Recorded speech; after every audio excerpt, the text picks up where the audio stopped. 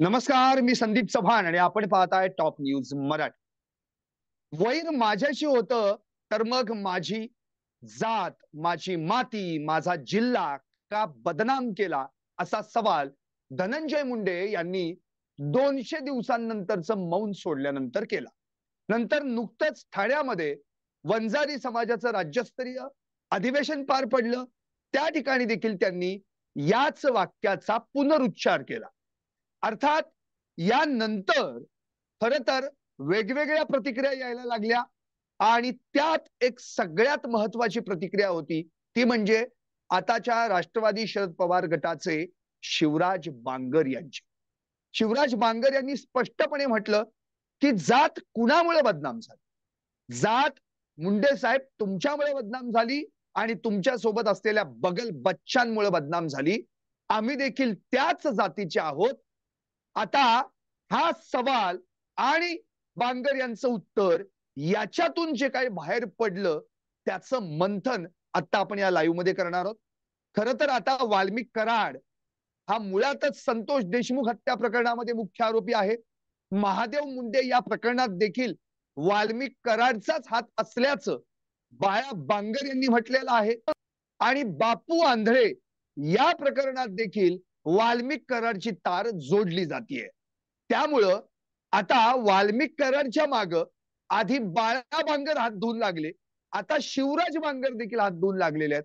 त्यामुळं एक वाल्या दोन बांगर ढासळणार पापाचा डोंगर या लाईव्ह मध्ये आपण थेट चर्चा करणार आहोत शिवराज बांगर यांच्याशी. बांगर साहेब, आपलं टॉप न्यूज मराठीमध्ये हार्दिक स्वागत. धन्यवाद. नमस्कार. आपण पत्रकार परिषद घेतलीत आणि अनेक मोठे खुलासे, अनेक गौप्यस्फोट केले. त्यामध्ये वाल्मिक कराड, त्याचे कारनामे, वाल्मिक कराडनं तुम्हाला कशी जीवे मारण्याची सुपारी दिली, गोट्या गित्ते हा कसा सायको किलर आहे, तो काय काय प्रकार करायचा, कसा कुणाला मारण्याआधी त्याच्या घरा ठिकाणी जाऊन नैवेद्य ठेवून राम नाम सत्य म्हणत उचकवायचा आणि गोट्या गित्तेनं महादेव मुंडे या प्रकरणात केलेला उद्योग, शिवाय बापू आंधळे या प्रकरणात गोट्या गित्तेनं बबन गित्ते आणि महादेव गित्ते यांना अडकवून स्वतः कसा फरार झाला, या सगळ्याच गोष्टींचा उहापोह केला. मला तुम्हाला पहिलाच प्रश्न विचारायचा आहे की गोट्या गित्ते असो, तो सोमनाथ सलगरे असो, हा वाल्मिक कराड असो, अहो यांची काय पात्रता आणि काय लायकी आहे की यांना पोलीस घाबरू शकतो, यांचं कलेक्टर ऐकू शकतो, यांचं एसपी ऐकू शकतो? काय यांच्याकडे असं काय आहे? या लोकांची तुम्ही जी नावं घेतलेली आहेत, त्या लोकांचं स्वतःचं असं काही नाहीये. पण त्यांच्या पाठीमागे जी ताकद आहे, ती ताकद या महाराष्ट्र राज्याचे माजी कृषी मंत्री धनंजय मुंडे यांची ती ताकद आहे. बाकी तसं पाहिलं तर हा गोट्या गित्ते हा भुरटा चोर आहे. याच्यावरती म्हैस चोरीच्या, मोबाईल चोरीच्या, अगदी याच्यामध्ये आपल्या देहूमध्ये मंदिराची कळस चोरीच्या, देवाचा कळस चोरीच्या सुद्धा त्याच्यावरती केसेस आहेत. मुकुट चोरीचा. ही जी नशेडी लोक आहेत, ही नशेडी लोक आहेत. या लोकांचं पोलीस ऐकण्याचं काही कारण नाही. परंतु हे ज्या सिस्टमसाठी काम करतात, ती सिस्टम हे सगळं पोलिसांना ऐकवायला भाग पाडते. आणि ती जी सिस्टम आहे, ती सिस्टम महाराष्ट्र राज्याचे माजी मंत्री धनंजयजी मुंडे हे चालवतात. अच्छा, म्हणजे थेट यांचा संबंध धनंजय मुंडेंशी आहे आणि धनंजय मुंडेंची ताकद यांना प्राप्त होते, त्यामुळे हे सगळे उद्योग घडतात. आता मला एक असा प्रश्न विचारायचा आहे, धनंजय मुंडेंचा आत्ताच वाढदिवस साजरा झाला, 50 वर्षांचे ते झाले. वाल्मिक कराड आणि धनंजय मुंडे यांची मैत्री जवळपास 20-25 वर्षांची आहे. म्हणजे निम्म आयुष्य तर त्यांचं वाल्मिक कराड याच्या सोबतच गेलंय. मग 25 वर्षात वाल्मिक कराडने जे उद्योग केले त्याच्याकडं उघड उघडपणे डोळे झाक या धनंजय मुंडेंनी केली, असं म्हणायचंय तुम्हाला? विषय असा आहे की तुम्ही म्हणले 20 वर्षाची मैत्री आहे. 20 वर्षाची नाही, त्याच्यापेक्षा जुनी मैत्री आहे. म्हणजे 2006-07ला या दोघांवरती एक गुन्हा दाखल झाला होता, किशोर फड यांची गाडी जाळल्याचा. तो 307चा माझ्याकडे एफ आय आर आहे. त्याच्या अगोदरपासूनची यांची मैत्री आहे. वाल्मिक कराड हा स्वर्गीय गोपीनाथरावजी मुंडे साहेब यांच्या घरी घरगडी म्हणून कामाला होता. तेव्हापासूनची ही मैत्री आहे. आणि मग वाल्मिक कराडनी उद्योग करायचे आणि धनंजय मुंडेंनी त्याच्याकडे सोयीस्कर डोळे झाक करायची. आता जेव्हा एखादा व्यक्ती तुमच्या ऑफिसमध्ये बसून एखादं सिंडिकेट चालवतो, एखादं रॅकेट चालवतो, ह्या ज्या काही संतोषांना देशमुखच्या खुनाच्या अगोदर झालेल्या काही खंडणीच्या बैठका आहेत किंवा अधिकाऱ्याला उचलून आणणं असेल, हे सगळं त्या कार्यालयामध्ये झालेलं आहे. आणि हे वाल्मिक कराड तिथे बसून करायचा. तिथे बसलेला माणूस आपल्या सोबतचा काय करतो? अनेक लोकांनी तक्रारी केल्या, कुटुंबातल्या लोकांनी सुद्धा तक्रारी केल्या, की वाल्मिकचं जर अति होतंय, तुम्ही आवर घातला पाहिजे. अशी काय धनंजय मुंडे साहेबाची मजबुरी होती, की त्यांना त्या वाल्मिकच्या एकाही गोष्टीमध्ये त्यांना अडवता आलं नाही.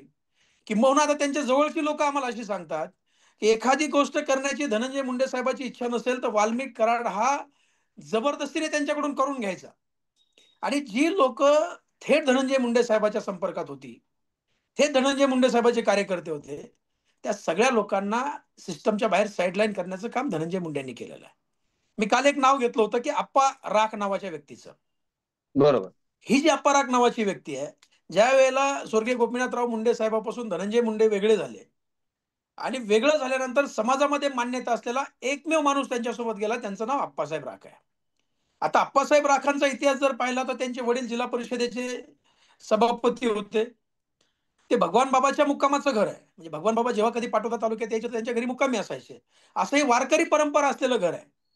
आणि प्रत्येक वेळेला धनंजय मुंडेंना बेरजेच्या राजकारणामध्ये रावसाहेब राखांचा राजकीय बळी द्यायची वेळ आली, की आता ह्या वेळेस नाही बाबा, पुढच्या वेळेस किंवा माझी अडचण आहे. आणि त्या वेळेस आप्पासाहेब राखे शांत बसले. परंतु एक घटना अशी घडते, की त्या आप्पासाहेब राखांचं जे हॉटेल आहे त्यांच्या मालकीचं, त्या हॉटेलमध्ये लोक येतात, पोलिसवाले रेड टाकतात. कॅमेऱ्याच्या जो सीसीटीव्ही कॅमेरा आहे, त्याच्या अँगलच्या बाहेर 5 किलो आणि 200 ग्राम त्या ठिकाणी गांजा सापडतो. आणि मग आप्पासाहेब राखावरती, आप्पासाहेब राखाच्या भावावरती, आप्पासाहेब राखांच्या मुलावरती एनडीपीएसची केस करण्यासाठी प्रयत्न केले जातात. हे कुटुंब माळकरी आहे. मी परत एकदा रिपीट करतो. आजपर्यंत आप्पासाहेब राख कुठल्याही क्रिमिनल कॉन्स्पिरन्सीमध्ये नाहीये.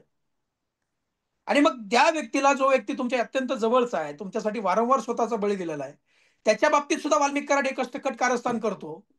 आणि ते तुमच्याकडे येतात, लोक तुमच्याकडे तक्रार घेऊन येतात, तुम्ही दुर्लक्ष करता. मग हे वाल्मिक कराड करतो आणि त्यांचं लक्ष नव्हतं किंवा त्यांना माहित नव्हतं, हा काही युक्तिवाद आहे ना, तो बचावाचा युक्तिवाद असू शकत नाही. हे जे काही झालंय तुमच्या नजरेसमोर झालंय. अनेक गोष्टी तुमच्या सहमतीने झाल्या. एखाद दुसरी गोष्ट तुमच्या सहमतीविना झाली असेल, तर तो अनेक गोष्टी या धनंजय मुंडेंच्या सहमतीनं झालेल्या आहेत. त्यामुळे एकट्या वाल्मिक कराडला दोषी धरून चालणार नाही. मी त्या दिवशी म्हणलं, की वाल्मिक कराड हा साडीपटावरला एक प्यादा आहे. आणि तो जो आहे, तो प्यादा म्हणून काम करतोय. कोण वाल्मिक कराड आहे हो? मी कालही सांगितलं, वाल्मिक कराड हा एक साधारण गुन्हेगार आहे. एसपी त्याचा ऐकतो, कलेक्टर त्याचा ऐकतो, पोलीस त्याच्या म्हणण्यावरती अनेकावरती गुन्हे दाखल करतात. दिवसाढवळे एखाद्याची हत्या केली जाते. 22 महिने महादेव मुंडेच्या हत्याकांडातले आरोपी सापडत नाहीत. ते पोलिसांना डिटेक्ट सुद्धा होत नाहीत. 9 तपास अधिकारी बदलले जातात. 9 22 महिन्यामध्ये. असं काय त्या गुन्ह्यामध्ये, की 9 तपास अधिकारी बदलावे लागतात. 22 महिन्यामध्ये याच्यामध्ये एकही आरोपी सापडत नाही. जर याच्यामध्ये एखादा सामान्य व्यक्ती आरोपी असता, जर एखादा राजकीय वरदहस्त असलेला नसलेला आरोपी असता, यांनी कधीच त्याच्या गचोऱ्याला मानगुटाला धरून जेलमध्ये फेकून दिलं असतं ना. ज्या वेळेला महादेव मुंडेंची हत्या झाली, त्यावेळेला सुद्धा महादेव मुंडेच्या कुटुंबाला या घटनेमध्ये बबनभाऊ गीते आणि राजाभाऊ फड दोन्ही आमच्या राष्ट्रवादी काँग्रेस पार्टीचे नेते आहेत. या दोघांचं नाव घ्या म्हणून प्रेशराईज केलं गेलं. त्याच्या अगोदर काही हत्या झालेल्या आहेत, त्याच्यामध्ये बबन भाऊचं नाव घ्यायचं होतं. परंतु त्या ठिकाणी फिर्यादीने नाव घेतलं नाही. म्हणून बापू आंधळेची हत्या घडून आणली. आणि गोट्या गित्तेसारखा गरदुल्ला, भुरटा चोर आणि सिरियल किलर त्याच्यामध्ये फिर्यादी केला. आणि त्यामध्ये बबन गीतेंना आरोपी केलंय. ज्या महादेव गीतेला गोळ्या घातल्या, तो महादेव गीते आता जेलमध्ये आहे. अनेक लोक जेलमध्ये आहेत. आणि ज्या व्यक्तीने ही हत्या केली, परळीला एकदा जाऊन ग्राउंड रिपोर्ट करा. सामान्य लोकांना विचारा, की ह्या सगळ्या हत्या कोणी घडून आणल्या. प्रत्येक हत्येशी हा जो गोट्या गीते आहे, त्या गोट्या गीते आणि गोट्या गीतेनंतर वाल्मिक कराड ही अशी कडी जोडलेली आहे. आणि मग याच्यामध्ये काय करायचं, की आपल्या सोयीचे लोक त्या खुनामध्ये आरोपी करायचे आणि आपल्याला आडवी येणारी माणसं मारून टाकायची. ही मोडच आहे तिथली. ही गेल्या अनेक वर्षाची मोडच आहे. गेल्या 4-5 वर्षामध्ये जेवढे काही खून त्या परळीमध्ये झालेत, जेवढे काही लोकांवरती हल्ले झाले आहेत, त्या हं. सगळ्याची जी मोडस आहे, त्या सगळ्यामध्ये जो एकच सिरियल किलर, तो गोट्या गित्ते आणि त्याची गँग, म्हणजे सोमनाथ सलगरे, राजा फड, रघु फड, अनेक लोक आहेत. पण तो गोट्या गित्ते जो आहे, तो गोट्या गित्तेची कडी या प्रत्येक घटनेसोबत जोडलेली आहे. ज्या हं, वेळेला महादेव मुंडेंची हत्या झाली, त्याच्या सलग 3 दिवस ही गँग परळीमध्ये वेगवेगळ्या भागामध्ये लोकांना मारत होती. त्याच्यामध्ये आमचा सहदेव सातभाई नावाचा एक कार्यकर्ता आहे. त्या सहदेवचे हातपाय तोडले रस्त्यावरती. सीसीटीव्ही फुटेज आहेत मारलेले. हातपाय मोडलेत. अंबेजोगाईच्या दवाखान्यामध्ये गेल्यानंतर डॉक्टर लिहून देतात, की फक्त खरचटलेलं आहे. मुंबईच्या दवाखान्यामध्ये गेल्यानंतर डॉक्टर सांगतात हाताचं ऑपरेशन करणं गरजेचं आहे. ते केलंय. आणि पोलीस साधी एनसी सुद्धा घेत नाहीत. आम्हाला कोर्टात जावं लागतं. 356 ची कारवाई करून आता ह्या लोकांवर गोट्यागिती आणि या सगळ्या गँगवरती आता 307 गुन्हे दाखल झालेत. सहदेव सातभाई आणि स्वप्नील पुजारी या दोघांवरती. आणि मग 18-19 ला यांच्यावरती हल्ले झाले. 20 ला हल्ला केला एक जणावरती. 21 मोकळा झालेला आणि 22 तारखेला महादेव मुंडेंची हत्या करून आणली. म्हणजे तो जो पिरियड होता ना, तो पिरियड त्या परळीमध्ये अगदी भूतासारखा नाचत होता. राक्षसी लोक त्या परळीमध्ये वावरत होती आणि त्या लोकांनी या सगळ्या लोकांवरती हल्ले घडून आणले. त्याच परिस्थितीमध्ये, त्याच कालावधीमध्ये महादेव मुंडेंची हत्या झाली. मग कुठे आहेत आरोपी? गेले 22 महिने तुम्हाला आरोपी सापडत नाहीत. पोलीस आहेत का राहिला नाहीत तुम्ही? की गेले 22 महिने तुम्हाला आरोपी सापडत नाही, डिटेक्ट होत नाही. 9 तपास अधिकारी बदलले जातात. जो तपास अधिकारी तपासाच्या जवळ जाईल, त्या तपास अधिकाऱ्याला बदललं जातं. मी तर या ठिकाणी तुमच्या माध्यमातून माननीय मुख्यमंत्र्यांना आणि अजितदादांना जाहीर आव्हान करतोय, की त्यावेळेसचे जे परळी पोलीस स्टेशनचे पीआय होते रवी सानप, ते रवी सानप, त्याच्यानंतर ससाणे नावाचा एक अधिकारी आहे. या दोघांचीही चौकशी झाली पाहिजे. यांचे सीडीआर काढले पाहिजेत. यांचे सीडीआर काढून त्याचा ड्रम डाटा कलेक्ट केला पाहिजे. कुणाकुणाचे फोन आले त्या कालावधीमध्ये. त्या काळातल्या एसपींचा सुद्धा सीडीआर काढला पाहिजे. कुणाकुणाचे फोन आलेत आणि कुठल्या फोनवरती ह्या सगळ्या प्रक्रिया घडून आल्यात, हे महाराष्ट्राला कळू द्या ना. आम्ही एसआयटीची मागणीच त्याच्यासाठी करतोय, की परळी पोलिसावरती आमचा भरोसा नाहीये. आम्हाला पंकज कुमावत सारखे कर्तव्यदक्ष अधिकारी या बीड जिल्ह्यात होऊन गेले. त्या अधिकाऱ्यावरती आमचा विश्वास आहे. पीआय संतोष साबळे साहेब नावाचे एक अधिकारी होऊन गेले. बीडवरून आता बदली होऊन गेले ते जालन्याला. त्यांच्यावरती विश्वास आहे. म्हणून या दोघांची मागणी आम्ही एसआयटीचा प्रमुख म्हणून करतोय. ओके. बांगर कालच आपल्याच पक्षाचे आमदार रोहित पवार यांनी ज्ञानेश्वरी मुंडे यांची भेट घेतली.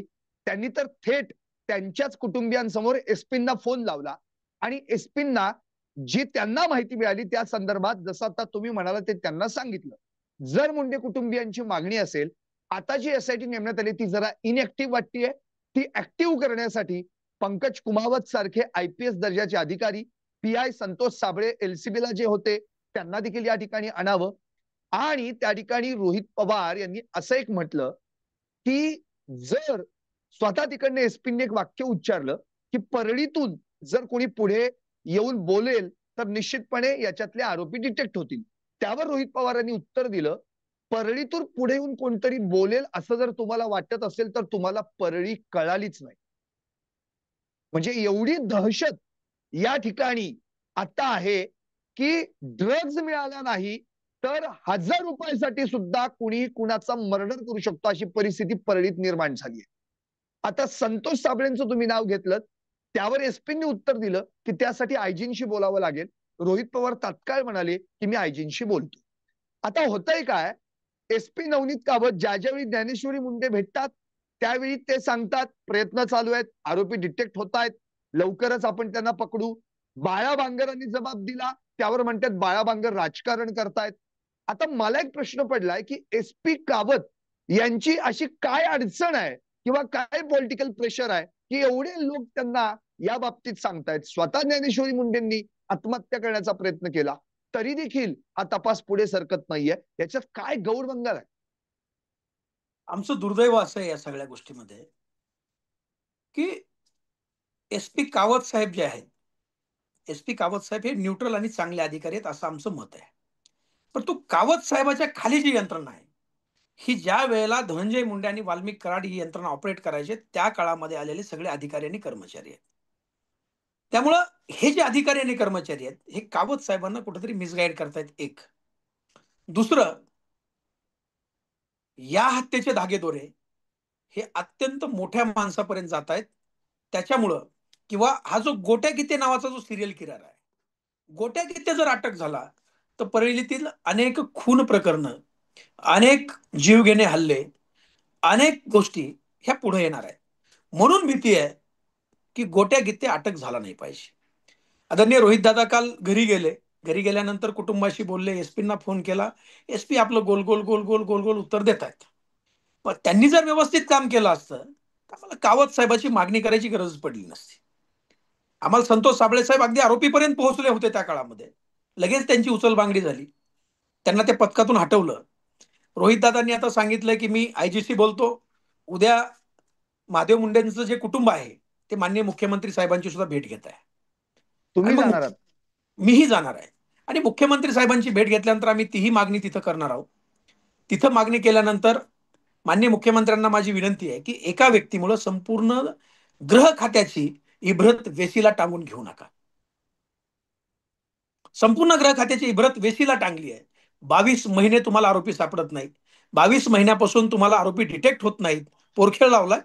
अहो, परळीतल्या शेंबड्या पोराला सुद्धा माहिती आहे की महादेव मुंडेंची हत्या कोणी केली आहे, का केली आहे, कुठे केली आहे आणि कशी केली आहे, आणि तुम्हाला सापडत नाही. तुम्ही गेले 20 महिने असं सांगत होते की आम्हाला याच्यामध्ये घटना का घडली, कशी घडली, याबाबतचं काहीच क्लू मिळत नाहीये. बाळा बांगर समोर आले. आता ही बाळा बांगर नावाची जी व्यक्ती आहे, हे वाल्मिक कराडचे एकेकाळी 24 तासाचे सहकारी आहे. हा मुद्दा आपण पॉइंट आउट केला पाहिजे. मग बाळा बांगर वाल्मिक कराडच्या सोबत असताना त्यांनी जे जे काही प्लॅन केले, ज्या ज्या लोकांबद्दल त्यांनी प्लॅन केले, त्यातला एक विक्टिम शिवराज बांगर आहे. मला बाळा बांगरनी वाल्मिक कराडच्या गाडीत असताना सावध केलं होतं की दादा तुझ्याबद्दल अशा अशा प्रकारचं प्लॅनिंग होतंय आणि तू सावध राहा. म्हणजे बाळा बांगर आजच का बोलतायत हा अनेकांचा प्रश्न आहे. आता प्रत्येक जण आपल्या सोयीने घेणार आहे. पण बाळा बांगर जेव्हा वाल्मिक कराड पासून बाजूला झाले, महादेव मुंडेची हत्या घडल्यानंतर बाळा त्यांनी ज्या पद्धतीनं ते गळ्याचं जे मांस आहे ते मांस घेऊन फिरले, क्रूरतेचा कळस आहे तो. म्हणजे किळस येते या लोकांची. म्हणजे एवढी क्रूरता, एवढा राक्षसीपणा या लोकांमध्ये कसा आलाय तेच कळायला मार्ग नाही. आणि मग बाळा बांगरने त्यांना सांगितलं की तू करतोय ते चुकीचं आहे, हे असं झालं नाही पाहिजे, तू आपल्याच लोकांना त्रास देतोय. आणि मग त्याच्या लक्षात आलं की बाळा बांगर आता आडवा चाललाय. बाळा बांगर आणि बाळा बांगरच्या कुटुंबावरती अनेक गुन्हे दाखल केले. 1991 साली ज्या शाळेची स्थापना झाली त्या शाळेच्या, आता त्या काळातल्या नियमानुसार ती शाळा स्थापन झाली, त्याला आजचे नियम लावून त्या कुटुंबावर गुन्हे दाखल केले. 70 वर्षाची बाळा बांगरांची आई, म्हणजे आमची सगळ्यांचीच आई आहे, त्यांना जेलमध्ये घातलं. बाळा बांगराच्या वडिलांना जेलमध्ये घातलं. 70 वर्षाची वृद्ध महिला पिस्तूलने फायर करू शकते का? साधा प्रश्न आहे. आणि अशा प्रकारचे गुन्हे माझ्या सुद्धा कुटुंबावर दाखल केले, माझ्यावरती केले, माझ्या आईवरती, माझ्या वडिलावरती, माझ्या पत्नीवरती, सगळ्यांना छळलं. आणि मग त्या काळामध्ये बाळा बांगरांनी ज्या लोकांना सावध केलं त्यातला मी एक आहे. जर बाळा बांगर सावध करत नव्हते तर मी तुम्हाला जिवंत दिसलो नसतो. आणि मग बाळा बांगर समोर येऊन सांगतात की माझ्या समोर घडलंय. बाळा बांगर पोलिसांना जॉब देत आहेत. बाळा बांगर कोर्टामध्ये येऊन 164चा जॉब द्यायला तयार आहेत. बाळा बांगर असं म्हणतायत की माझी नार्को टेस्ट करा. मग एखादा माणूस ही घटना आपल्या नजरेसमोर घडली, माझ्या समोर घडलाय असं कन्फेक्शन देतोय, त्याच्यात कसलं आलो राजकारण? आणि गोट्या किती काय म्हणजे तो एक कायदे पंडित आहे किंवा साधू संत आहे किंवा फार असा रेप्युटेड व्यक्ती आहे की त्याच्या फिर्यादीवरती तुम्ही बबन गीते आणि बबन गीतेचे जे काही सहकारी आहेत तिथं असलेले नसलेले सगळे त्यांना तुम्ही आरोपी करता. मग गोट्या कित्याच्या तुम्ही फिर्यादीवरती जर या लोकांना आरोपी करणार असाल तर बाळा बांगरनी सुद्धा फिर्याद दिलेली आहे. तुम्ही ज्ञानेश्वरीताई मुंडेचं सुद्धा पुरवणी स्टेटमेंट घेतलं पाहिजे. अजून त्यांचं स्टेटमेंट घेतलेलं नाहीये. ते आता स्टेटमेंट द्यायला तयार आहेत पण पोलीस घेत नाहीत. पोलीस टाळाटाळ करतायत. 19 तारखेला एसआयटी स्थापन झाली. 19 ते आज 30, जवळपास 10 ते 11 दिवस झालाय. एसआयटीनं या तपासातला त सुद्धा कुठे ओढलेला नाहीये. मग हे एसआयटीचे नक्कीच. फार्स, चौकशाचे फार्स, आयओ बदलण्याचे फार्स, हे कधीपर्यंत आम्ही सहन करायचे? कधीपर्यंत तुम्ही गुन्हेगाराला धरणार? ते आम्हाला एकदा सांगा. अनेक वेळेला ज्ञानेश्वरीताई मुंडे गेल्यात, अनेक वेळेला त्यांनी निवेदनं दिली आहेत, अनेक वेळेला त्यांनी आंदोलनं केली आहेत. आम्ही सुद्धा आंदोलन केलंय. अहो, रस्ता रोको केला त्यांच्या सासरच्या आणि माहेरच्या दोन्हीकडच्या लोकांनी, की आपला एका गावाला वाटलं आपला जावई गेलाय आणि एका गावाला वाटलं, एका गावालाचं दुःख आहे की आमचा मुलगा गेलाय. त्यांच्यावरती तुम्ही गुन्हे दाखल करता. एवढी तत्परता परळी पोलीस दाखवतात. आरोपीच्या अटकेच्या बाबतीत ती तत्परता का नाही, हा माझा पोलिसांना सवाल आहे. बांगर साहेब, आणखी एक महत्वाचा मुद्दा, संतोष देशमुख हत्या प्रकरण असो, महादेव मुंडे हत्या प्रकरण असो, बापू आंधळे हत्या प्रकरण असो, संतोष देशमुख हत्या प्रकरणात त्यांच्या घरातल्यांनी फिर्याद दाखल केली, महादेव मुंडे हत्या प्रकरणात त्यांच्या घरातल्यांनी फिर्याद दाखल केली, मग बापू आंधळे हत्या प्रकरणात गोट्या गित्तेने फिर्याद दाखल केली, त्यांच्या घरचे कुठे आहेत? असं आहे की याच्यामध्ये बापू आंधळे नावाची जी व्यक्ती आहे, अत्यंत सज्जन तरुण कार्यकर्ता, एका शहराच्या जवळच्या गावाचा सरपंच, सुसंस्कृत, हा यांच्या गुन्हेगारी जे जग आहे त्या गुन्हेगारी जगामध्ये बापू कुठेही नव्हते. पहिला मुद्दा. बापूंना हे अजिबात माहित नव्हतं की आपल्या पाठीमागे काय शिस्त आहे. बापूंचं कुटुंब लहान आहे. बापूंच्या पत्नी, बापूंची मुलगी, आई आणि वडील, आणि हे लहान कुटुंब असल्यामुळं हे आपल्याला प्रश्न विचारणार नाहीत. आणि मग कुठल्या तरी एका खुनामध्ये बबन गीतेंना गोवायचं आहे, कुठल्या तरी खुनामध्ये राजाभाऊ फडला गोवायचं आहे, कुठल्या तरी खुनामध्ये या सगळ्या विरोध करणाऱ्या लोकांना गोवायचं आहे, म्हणून बापू आंधळे यांची हत्या झाली. काय झालं की महादेव मुंडेची हत्या झाल्यानंतर त्या कुटुंबाला, आता काल सतीश भाऊंनी मीडियासमोर सांगितलंय, सतीशजी फड यांनी हम्म. रोहितदादा समोर, की ज्या हो. वेळेला ही घटना घडली त्यावेळेला पीआय सानपच्या मोबाईलवर, आता हे पॉइंट आउट करा, पीआय सानपच्या मोबाईलवर मला वाल्मिक कराड बोलला आणि वाल्मिक कराडनी मला असं सांगितलं की महादेव मुंडेंची हत्या बबन गीते आणि राजाभाऊ फड यांनी केली आहे, अशा प्रकारची फिर्याद तुम्ही द्या. सतीश फड आणि महादेव मुंडे यांचं जे कुटुंब आहे त्यांना प्रेशराईज केलं गेलं की याच्यामध्ये बबनभाऊ गीते आणि राजाभाऊ फडचं नाव घ्या. परंतु ते कुटुंबाचे मी आजही आभार मानेल की त्या कुटुंबामुळे त्यावेळेला ही सगळी कुटुंब वाचली. सतीश भाऊ फड यांनी स्पष्ट सांगितलं की मी कुणाच्याही कुटुंबाचं वाईट करणार नाही, मी कुणाचंही खोटं नाव घेणार नाही. आणि मग फिर्यादीमध्ये नाव न आल्यामुळं ही लोक वाचली. कारण पीआय सानपची आठ होती की तुम्ही फिर्यादीत नावं आणा, मी तपासामध्ये नावं घेणार नाही. मग फिर्यादीमध्ये नावं या लोकांनी दिली नाहीत. मग त्यांच्या लक्षात आलं की कुटुंबाला जर फिर्यादी केलं तर कुटुंब सुडाच्या भावनेने वागत नाही. कुटुंब हे आपल्या व्यक्तीचा खून कुणी केलाय त्याच्या पाठीमागं लागतंय. त्याच्यामुळे याच्यामध्ये गोट्या गीते नावाचा जो आरोपी आहे त्याला फिर्यादी केलंय आणि त्याला फिर्यादी करून कसला फिर्यादी हो? गोट्या गीतेला काय माहितीये? फिर्याद तरी वाचता येते का त्याला ती सगळी? अंबेजोगाईच्या रेस्ट हाऊसला वाल्मिक कराड, त्या ठिकाणचे दोन वकील, पोलीस अधिकारी यांनी पहाटे 3 वाजेपर्यंत 10 वेळा फिर्याद लिहिली आणि ती फिर्याद फक्त गोट्या गीतेची सही घेतली आणि गोट्या गीतेची सही घेऊन ती फिर्याद दाखल केली. आताही गोट्या गीतेला म्हणा तू घटनाक्रम सांग सगळा, तो सांगू शकत नाही. हे सगळं जे काही घडून आणलंय ना, आता या केसमध्ये बापू आंधळेचे अनेक टेक्निकल मुद्दे आहेत. तो न्यायालयीन प्रक्रियेचा भाग आहे म्हणून मी आज बोलणार नाही. परंतु ज्या वेळेला हा न्यायालयीन प्रक्रिया संपेल त्यावेळेला ते सगळं जे काही पुराव्याचं गाठोड आहे ते घेऊन मी निश्चितपणे तुमच्या समोर बसेल की याच्यामध्ये कशा कशा पद्धतीने टेक्निकल गोष्टी यांनी घडून आणल्यात, हे लोक त्याच्यामध्ये अडकले पाहिजेत. म्हणजे त्याच्यातली वास्तविकता आणि खरी घडलेली त्या दिवशी परिस्थिती याच्यामध्ये जमीन आसमानचा फरक आहे. दुर्दैव हे आहे की बापू आंधळेची हत्या झाल्यानंतर बापू आंधळेच्या कुटुंबातला साधा साक्षीदार सुद्धा त्या गुन्ह्यामध्ये नाहीये. साधं स्टेटमेंट सुद्धा त्या कुटुंबाचं, मग बापू आंधळेची पत्नी असेल, आमची भगिनी, किंवा बापू आंधळेचे आई वडील असतील किंवा अजून कोणी नातेवाईक असतील, हे एकाचंही साधं स्टेटमेंट सुद्धा घेतलं गेलं नाही. म्हणजे माझ्या घरातला माणूस जातो आणि त्याचं काय दुःख आहे मला सुद्धा विचारलं जात नाही. किती दुर्दैवाची गोष्ट आहे हो. पोलीस, परळी पोलीस हे गृह विभागासाठी काम न करता ज्या बंगल्याहून फोन येतात ना, त्या बंगल्यासाठी काम करणारे हे परळी पोलीस आहेत. अनेकावरती खोटे गुन्हे दाखल झाले. अहो, साधं खर्चटलं त्यांच्या लोकांना तर 307 आणि सामान्य लोकांचे हातपाय मोडून टाकले तरी गुन्हा नाही. त्याला कोर्टात जावं लागतं, खेट्या मारावं लागतात, वर्ष वर्ष, दीड दीड वर्ष, आणि त्याच्यानंतर मग कोर्ट आदेशानुसार या लोकांवरती गुन्हे दाखल होतात.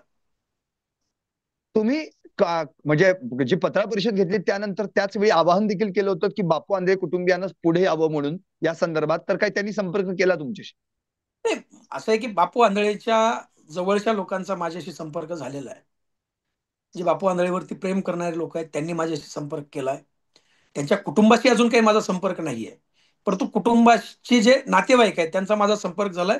आणि निश्चितपणे आमची इच्छा आहे, मी आजही तुमच्या माध्यमातून त्यांना आव्हान करतोय की ही न्यायाची लढाई आहे.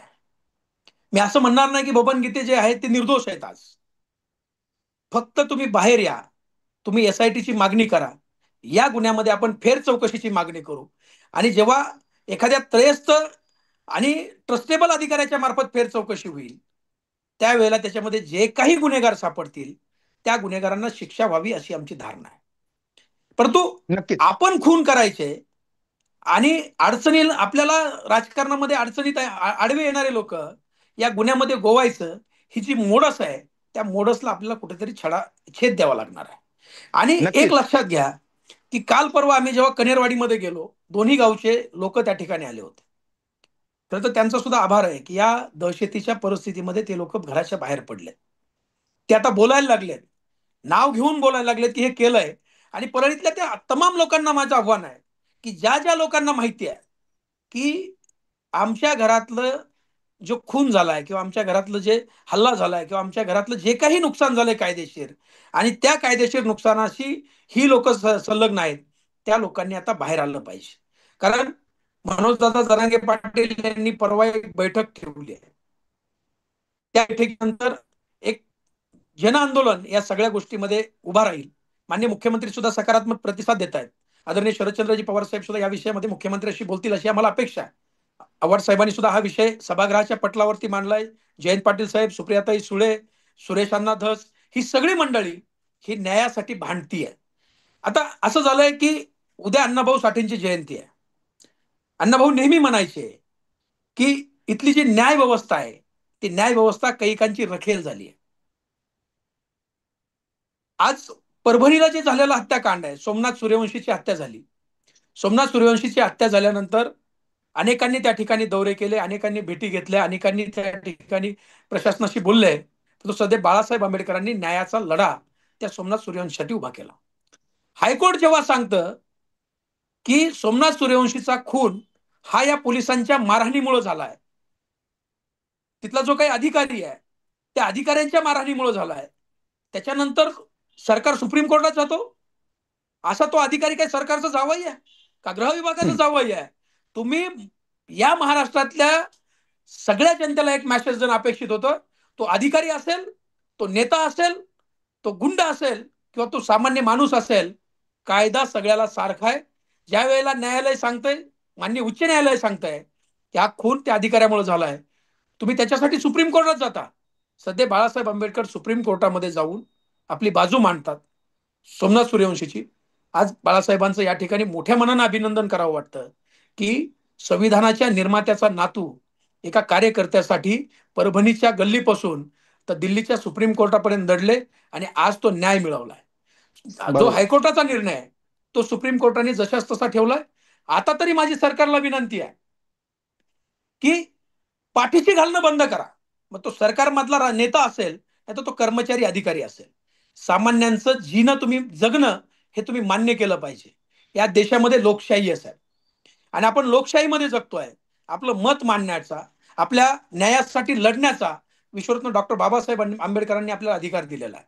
आणि ते जर कोणी लढत असेल आणि पोलीस अधिकारी त्यांची हत्या करणार असतील, पोलीस अधिकारी खोटे गुन्हे दाखल करणार असतील, ज्यांनी माणसं मारलेत ते बाहेर फिरणार असतील, तर या व्यवस्थेवरचा लोकांचा विश्वास उडेल. आणि तो विश्वास मिळवण्याचं काम या महाराष्ट्राचे मुख्यमंत्री आदरणीय देवेंद्रजी फडणवीस यांनी करणं अपेक्षित आहे. आम्ही मोठ्या आशेनं त्यांच्याकडे चाललोय. त्यांनी पंकज कुमार साहेबांची एसआयटी मध्ये नेमणूक करावी. पंकज कुमार साहेब ज्या दिवशी एसआयटी देतील त्या दिवशी या बीड जिल्ह्याची जी माती बदनाम झाल्याची आवई उठली आहे, निश्चितपणे त्या मातीखाली जे दबलेले अनेक खून आहेत, अनेक गुन्हे आहेत, ते समोर येतील आणि त्या लोकांना न्याय मिळेल. नक्कीच. बांगर अगदी शेवटचे दोन प्रश्न, पण आता तुम्ही विषय सोमनाथ सूर्यवंशी प्रकरणाचा काढलात म्हणून आपलं लाईव्ह झाल्यानंतर जे पुढचं लाईव्ह आहे त्या लाईव्ह मध्ये सोमनाथ सूर्यवंशी यांच्या आई विजयाबाई या स्वतः टॉप न्यूज मराठीवर येऊन संवाद साधणार आहेत. त्यामुळे मी निश्चितपणे त्या विषयात हा मुद्दा नक्की मांडेन. आणखी आता एक उरलेले फक्त एक शेवटचे दोन तीन प्रश्न. जगमित्र कार्यालय जे आता अख्ख्या जगात फेमस झालंय, त्याचं नाव जे आहे जगमित्र, नुसतं नाव राहिलंय. ते जगशत्रूच जास्त वाटलंय काय? नेमकं काय असं त्या कार्यालयात की त्या वाल्यानं तिथून मित्र जोडायच्या ऐवजी शत्रू जोडले आणि शत्रूला संपवत नेलं? उदाहरणार्थ आता आपण म्हणतो जसं परवा मुंडेंनी त्या राज्यस्तरीय अधिवेशनामध्ये समाजाच्या मेळाव्यामध्ये माझी जात बदनाम झाली, जिल्हा बदनाम झाला, मी बदनाम झालो, बरंच काय काय बोलले. तुम्ही मगाशी जी नावं घेतली, बापू आंधळे कुठल्या समाजाचे, महादेव मुंडे कुठल्या समाजाचे, यांना तर मारण्यात आलं, म्हणजे ठार मारण्यात आलं. आता ज्यांचे हातपाय मोडले, सहदेव साधभाई, स्वप्नील पुजारी, नेहरकर, नाथरेचे प्रकाश मुंडे, हे सगळे कुठल्या समाजाचे? तुमच्या नावाची सुपारी दिली गेली. तुम्ही कोणत्या समाजाचे? बाळा बांगरांवर केसेस, आई वडिलांवर केसेस, तुम्ही कोणत्या समाजाचे? मग मला हा प्रश्न पडतो, जसं संतोष देशमुखांच्या प्रकरणामध्ये मराठा आणि वंजारा या दोन जाती लढवायचा प्रयत्न केला गेला, की तो मराठा आहे म्हणून वंजारांना आरोपी करण्यात आलं, पण इथं तर आपल्याच जातीतल्या लोकांना आपल्याच जातीतल्या लोकांकडून मारण्यात आलं. आता मला सांगा, इथं कुठली जात उरली? असं आहे की मी कालच जेव्हा बोललो ना, माझी जी जात आहे, मी ज्या जातीत माझा जन्म झालाय, मी एक ऊसतोड कामगाराचा पोरगा आहे. माझे वडील ऊसतोड कामगार होते. आजही माझ्या जातीतले जवळपास 30% लोक ऊसतोडीचं काम करतात. माझी जात मुळात कष्टाळू जात आहे. माझ्या जातीचा जो इतिहास आहे तो दुर्गा वंजारींपासून अगदी महाराणा प्रतापापासून सुरू होतो. माझ्या जातीची अलीकडची जर परंपरा घेतली तर स्वर्गीय शंकरराव राख केंद्रीय मंत्री माझ्या जातीचे आहेत. बबनराव ढाकणे माझ्या जातीचे आहेत. स्वर्गीय गोपीनाथरावजी मुंडे साहेब माझ्या जातीचे आहेत. स्वर्गीय अण्णासाहेब गित्ते माझ्या जातीचे आहेत. रघुनाथराव मुंडे माझ्या जातीचे आहेत. पद्मश्री तात्याराव लहाने माझ्या जातीचे आहेत. भारतीय क्रिकेट संघाचे कोच संजय बांगर सुद्धा माझ्याच जातीचे आहेत. आता खेळतोय तो सचिन धस आमचा भाचा, तोही माझ्याच जातीचा आहे. प्रशासनामध्ये पाहिलं तर अगदी मनसकराव इपर पासून किरण कुमार गीते असतील, नरेश गीते असतील, आमचे अभिजित बांगर असतील, आमचे बापू बांगर असतील, हे अनेक लोकांची यादी मोठी आहे. अनेक शास्त्रज्ञ, अनेक वकील, प्राध्यापक, डॉक्टर, ही जी लोक आहेत, ही मंडळी माझ्या जातीतून आलेली आहे. आता ही जी लोक आहेत की ज्यांना वाटतं की माझी जात बदनाम झाली, त्या लोकांची संख्या अगदी बोटावर मोजण्या एवढी आहे. म्हणजे जर तुम्ही वाल्मिक कराडच्या गुन्हेगारी कृत्याचं समर्थन केलं तरच तुम्ही वंजारी, अन्यथा तुम्ही वंजारी नाही, अशा प्रकारची एक भूमिका या लोकांनी आता समाजामध्ये घेतलेली आहे. आता काल परवा मी प्रेस घेतली आणि मी सांगितलं की माझी जी जात आहे, मी ही जी परंपरा तुम्हाला सांगितली, तीच परंपरा मी त्या दिवशी सांगितली होती. मग माझी जात वाईट नाहीये, पण वाल्मिक कराड आणि धनंजय मुंडे या दोघांमुळे आणि ह्यांचे जे 5% रीलजीवी लोक आहेत ना, त्या 5% रीलजीवी आणि लाईक कमेंटवर जगणाऱ्या लोकांमुळे माझी जात ही महाराष्ट्रामध्ये नव्हे तर देशाच्या पटलावरती आरोपीच्या पिंजऱ्यात उभी आहे. मी प्रेस घेतल्यानंतर मला किमान एक 1000 फोन आले असतील. 1000 फोन. त्यातले फोन हे समाजातील प्रतिष्ठित लोकांचे होते, प्रतिष्ठित व्यावसायिकांचे होते, नोकरदारांचे होते, हे अप्रिशिएट करणारे होते. आणि मला 5 लोकांनी माझ्या आई बहिणीवरती शिव्या दिल्यात, माझ्या पत्नीला शिव्या घातल्यात, माझ्या मुलीला शिव्या घातल्यात, माझ्या पत्नीला अत्यंत अर्वाच्य भाषेमध्ये बोललेत. ही लोक कोण आहेत माहितीये? ही गुन्हेगारी स्वरूपाची, हातामध्ये दारूची बॉटल असलेली, हातामध्ये गांजा असलेली लोक, या लोकांना हा उद्योग करायचा आहे.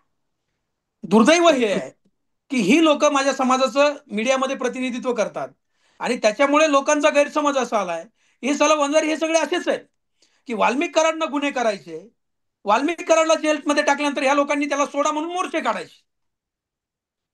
माझी जात एवढी उलट्या काळजाची नाही. हे लाभार्थी आहेत, लाभाची अपेक्षा असलेले आहेत आणि हे लोक फक्त लाईक आणि कमेंट साठी जगणारे लोक आहेत. ती इतक्या म्हणजे म्हणजे कृष्णकृत्य किंवा त्याला काय म्हणू आपण, क्रूरपणे वागतायत. माझी जात बदनाम करू नका. मी मीडियाच्या माध्यमातून सगळ्या लोकांना विनंती करणार आहे. संतोष अण्णा देशमुखांची हत्या झाली, ही मानवतेला काळीमा फासणारी हत्या होती. परंतु हत्या केल्यानंतर आरोपीच्या समर्थनात मोर्चे काढणं, ही संस्कृती आम्हाला ही मान्य नाही. तुम्ही ते मोर्चे ज्या लोकांनी काढले, ती लोक ज्यांच्या डीपी वरती वाल्मिक कराड आहे, ज्यांच्या डीपी वरती धनंजय मुंडे आहेत, तीच लोक या मोर्चामध्ये सामील होती. ज्या लोकांना वाटत होतं की वाल्मिकांना बाहेर येतील आणि मला करोडो रुपये देतील किंवा मला काहीतरी करतील, ती लोक, ज्या लोकांनी लाभ घेतलाय ती लोक, आणि अशी एक जमात आहे आमच्यामध्ये की ती जमात फक्त लाईक आणि कमेंट साठी जगते. मग आता याच्या विरोधात जर आम्ही शिव्या घातल्या, शिवराज बांगरला शिव्या घातल्या की आपल्याला लाईक कमेंट येतात, मग त्याच्या आईला, त्याच्या बहिणीला, त्याच्या मुलीला अत्यंत अर्वाच्य भाषेत बोलायचे. ही संस्कृती आता जी महाराष्ट्रामध्ये आणि समाजामध्ये रुजू होते, या संस्कृतीला आमचा विरोध आहे, या लोकांना आमचा विरोध आहे. त्यामुळे जात बदनाम झाली ही आवई कुणी उठवायची नाही. आणि जात कधीही बदनाम होणार नाही. माझी जात अत्यंत मेहनती आहे, अत्यंत कष्ट करणारी माझी जात आहे. त्याच्यामुळे माझ्या जातीला कोणी बदनाम करू नका. जी 5-10% लोक सगळ्या समाजामध्ये आहेत, मी असं म्हणणार नाही की माझ्या समाजामध्ये आहेत, तो मराठा समाज असेल किंवा इतर कुठलाही समाज असेल, या 5% लोकांनी या दोन जातीमध्ये वैर आहे अशी भावना निर्माण केली आहे. मी ज्या गावात राहतो ना, त्या गावाच्या 5 गावामध्ये माझं वंजारी समाजाचं एक घर आहे. एक. मला आजपर्यंत कधीही वाटलं नाही की मला माझ्यासोबत जातीवाद झाला. ह्या 5% लोकांना, मग ते मराठा समाजातील असेल किंवा वंजारी समाजातील, या लोकांना वाटतं की आमच्यावरती अन्याय होतोय, ही लोक उकसवतायत. मग तुम्ही वाल्मिक कराडनी खून केल्यानंतर वाल्मिक कराडचं समर्थन करायचं, अण्णा देव आहे म्हणायचं, आणि मग स्वर्गीय संतोष अण्णा देशमुखाच्या लेकरांना, त्यांच्या भावाला, त्यांच्या पत्नीला काय वाटेल याचा थोडाही विचार करायचा नाही. चला एक वेळ मानू आपण की अण्णा आपल्या जातीचे आहेत, संतोष अण्णा मराठा समाजाचे आहेत, आपण आपल्या जातीची बाजू घेतली पाहिजे. पण ज्या वेळेला महादेव मुंडेंची हत्या होते, छोट्या छोट्या लेकरांना घेऊन आमची भगिनी ज्ञानेश्वरीताई मुंडे न्यायासाठी दारोदार फिरतीये, तिच्याबद्दल सुद्धा तुमच्या मनामध्ये सहानुभूती नसावी? कसली जात घेऊन बसलात तुम्ही? तुम्हाला जातीचा एवढाच पुळका आहे ना, करा मागणी संतोषांना देशमुखांच्या आपल्या महादेव मुंडेंच्या हत्येमध्ये एसआयटीची मागणी करा, त्यांच्यासाठी रस्त्यावरती उतरा. बापू आंधळेच्या खुनामध्ये एसआयटीची मागणी करा, रस्त्यावर उतरा. ज्या ज्या लोकांवरती अन्याय झाला त्यांच्याबद्दल बोललं पाहिजे ना. का वाल्मिक कराडने खुना करायचे आणि त्या खुनाचं समर्थन केलं तरच वंजाऱ्याचं सर्टिफिकेट यांच्याकडं, यांनी सर्टिफिकेट वाटायला सुरू केलंय. वाल्मिकच्या फेवरमध्ये बोलतोय का, मग तो वंजारी. मग तो हातात दारूची बॉटल घेऊन बोलो, बंदूक घेऊन बोलो, कोणाच्या आई बहिणीला शिव्या घालो किंवा काही करो, तो वंजारी.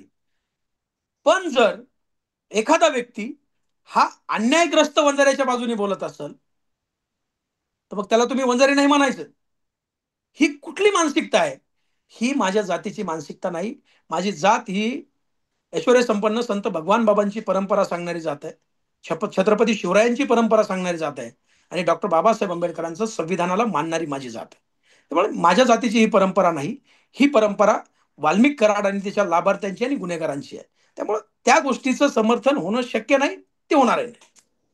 नक्कीच. अगदीच बांगर अगदी शेवटचे 2 प्रश्न, अगदी 5 मिनिटं फक्त मी तुमची घेतो. परवा जे राज्यस्तरीय अधिवेशन पार पडलं, त्यामध्ये युपीएससी एमपीएससी मधल्या गुणवंत विद्यार्थ्यांचा सत्कार करण्यात आला. अनेक जणांना पुरस्कार देखील त्या ठिकाणी सन्मान रत्न म्हणून देण्यात आला. अतिशय उत्तम कार्यक्रम झाला. पण या कार्यक्रमामध्ये धनंजय मुंडे यांनी महादेव मुंडे यांच्याबद्दल ब्र सुद्धा काढलं नाही. जी आपल्याच समाजाची भगिनी आज न्यायासाठी रास्ता रोको करते, विष प्राशन करते, तिच्या न्यायासाठी एकही वाक्य उच्चारलं नाही. आणि सगळ्यात महत्वाचं म्हणजे एवढा मोठा समाज जमला असताना किमान या ठिकाणी तरी महादेव मुंडे यांना आपण श्रद्धांजली व्हायला पाहिजे, 1 मिनिट का होईना, ती देखील वाहण्यात आली नाही. मग एकीकडे जातीतल्याच माणसावर झालेल्या अन्यायाबद्दल तुम्ही ब्र काढायचा नाही, आणि दुसरीकडे जेव्हा तुमच्यावर बालंट येतं तेव्हा माझी जात बदनाम केली जाते, समाज बदनाम केलं जातं असं सांगायचं आणि हा बुमरँग करायचा. या प्रकारावर काय सांग? ते काल त्यांनी बोलले नाहीत इथपर्यंत हा विषय मर्यादित नाही. गेल्या 22 महिन्यामध्ये ते बोलले नाहीत. त्यांनी 22 महिन्यामध्ये बोलणं आम्हाला अपेक्षित होतं. 22 महिन्यात ते काहीही बोलले नाहीत. धनंजय मुंडे साहेबाच्या घरापासून फक्त 400 मीटर अंतरावरती महादेव मुंडेंचं घर आहे. अजूनपर्यंत धनंजय मुंडे साहेब त्या ठिकाणी साधं भेटायला सुद्धा गेले नाहीत. ज्या ज्या वेळेला कुटुंब त्यांच्या भेटीला गेलं, त्या त्या वेळेला त्यांनी फक्त बघू, करू, बोलतो आणि होईल, या पलीकडे कुठलंही या लोकांना आश्वासन दिलं नाही. त्यामुळे माझं असं स्पष्ट मत आहे की या प्रकरणातला संशयित जो आहे गोट्या गीते, तो गोट्या गीते पोलिसांनी लवकरात लवकर अटक करावा. कारण गोट्या गीते अनेक कुपित हे आपल्या सोबत घेऊन फिरतोय. उद्या गोट्याचं काही जर बरं वाईट झालं, ती सगळी गुपितं गोट्यासोबत जातील. अनेक लोकांना न्याय मिळणं हे संपून जाईल. त्यामुळे पोलिसांना माझी विनंती आहे की गोट्या गीतेला आपण तात्काळ अटक केलं पाहिजे. याच्यामध्ये जे ज्या लोकांची नावं बाळा बांगर यांनी घेतलेली आहेत, या लोकांना अटक केलं पाहिजे. आणि प्रामुख्यानं तुम्ही सगळ्यात अगोदर ज्ञानेश्वरीताई मुंडे यांचं पुरवणी स्टेटमेंट घेणं अपेक्षित आहे. 19 तारखेला एसआयटी स्थापन झाली, आज 30 तारीख आहे. मागच्या 11 दिवसामध्ये एसआयटीने एकही चौकशी केली नाही किंवा कुठलीही गोष्ट पुढे नेली नाही. त्यामुळं आता काय की धनंजय मुंडे साहेबांनी बोलणं अपेक्षित होतं, श्रद्धांजली वाहणं अपेक्षित होतं. हे सगळं आम्हाला वाटतं, हे तुम्हाला वाटतं, पण त्यांना काय वाटतं हेही महत्वाचं आहे. आता ते जर नक्कीच. फक्त ते फक्त वाल्मिक कराडलाच जातीचा म्हणणार असतील आणि आम्हाला जातीचेच नाही असं म्हणणार असतील, तर त्याला काही पर्याय नाही आमच्या समोर सुद्धा. नक्कीच. बांगरसाहेब, शेवटचाच प्रश्न. म्हणजे सुरुवातीला शिवसेना, नंतर वंचित, ऊसतोड कामगारांच्या प्रश्नांबद्दल तुम्ही मोठा आवाज उठवलात, आंदोलनं केलीत, नंतर मग मनसेत गेलात, तिथून बाहेर पडलात, BRS मध्ये गेलात, मग आता राष्ट्रवादी शरद पवार गटात. हा तुमचा सगळा राजकीय प्रवास आहे. तुमचं एक वाक्य आहे, माझ्या कुठं नाद करताय मित्रांनो, उद्ध्वस्त जिंदगीचा घरंदाज मालक आहे. नेमकं तुम्हाला काय सांगायचं याच्यात? हे असं आहे की मी 2019ला शिवसेना सोडली. शिवसेना सोडण्याचं कारण आमचं स्थानिक राजकारण होतं. त्यानंतर मी वंचितमध्ये गेलो. सध्या बाळासाहेब आंबेडकरांनी मला बीड जिल्ह्याच्या जिल्हाध्यक्ष पदाची जबाबदारी दिली. मी ऊसतोड कामगाराचा प्रदेशाचा अध्यक्षही राहिलो. परंतु त्या कालावधीमध्ये ज्या वंचित समूहाचं प्रतिनिधित्व मी करायचो, त्याच सामाजिक समाज कल्याण खात्याचे मंत्री धनंजयजी मुंडे होते. आणि मग वारंवार आमच्या दोघांमध्ये खटके उडत गेले, आंदोलनं होत गेली, त्यांच्या घरावरती मोर्चा काढला, अनेक आंदोलनं केली आणि त्यांना हे नेहमी खटकायचं. मग मी ऊसतोड कामगाराचा मेळावा भगवानगडाच्या पायथ्याशी घेतल्यानंतर आता हा पुढे चालला आणि याला थांबवणं गरजेचं आहे, म्हणून माझ्यावरती एमपीडीची कारवाई केली. 7 महिने 13 दिवस मी जेलमध्ये होतो आणि 7 महिने अच्छा. 13 दिवस भोगून मी बाहेर आल्यानंतर मग मला इथल्या माझ्या काही जवळच्या पोलीस अधिकाऱ्यांनी सांगितलं की तू आता पोलीस स्टेशनला यायचं नाही. तू पोलीस स्टेशनला आला की तुझ्यावरती खंडणी आणि 353 करून तुझ्यावर मकोका लावायचा आहे आणि तू आता कुठला तरी सेक्युअर पक्ष याच्यासाठी निवड.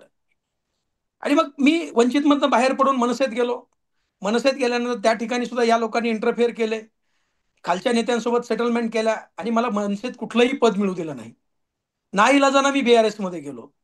BRSचाही आमचा जो काही फुगा होता तो फार कमी दिवसामध्ये फुटला आणि ज्या वेळेला 2 राष्ट्रवादी झाल्या, त्यावेळेला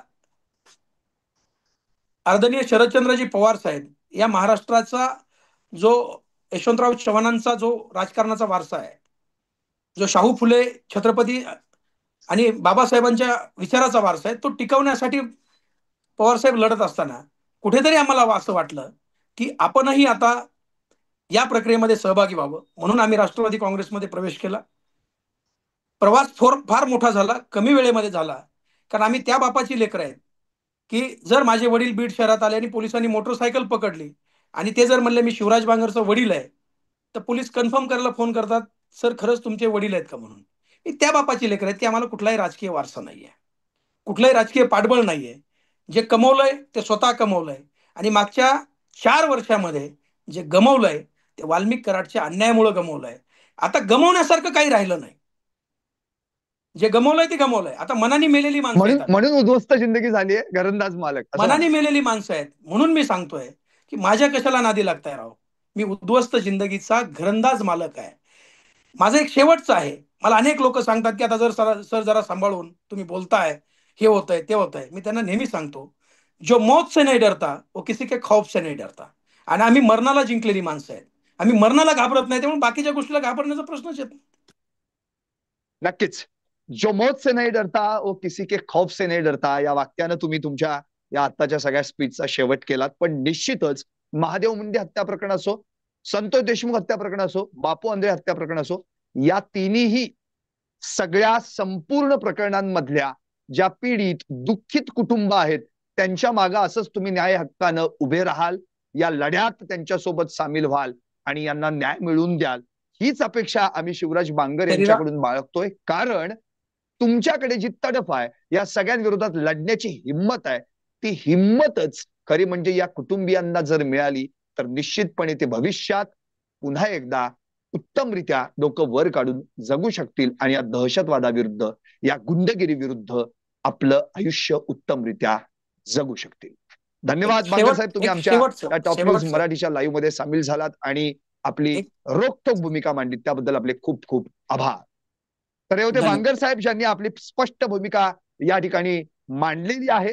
आधी बाळा बांगर, आता शिवराज बांगर. आता हे जर दोघही जर मैदानात उतरले असतील तर वाल्याचा, वाल्मिक कराडचा, 100% पापांचा डोंगर ढासळल्याशिवाय राहणार नाही याची खात्री वाटते. पाहत राहा टॉप न्यूज मराठी, आपला महाराष्ट्र, आपली बात. धन्यवाद.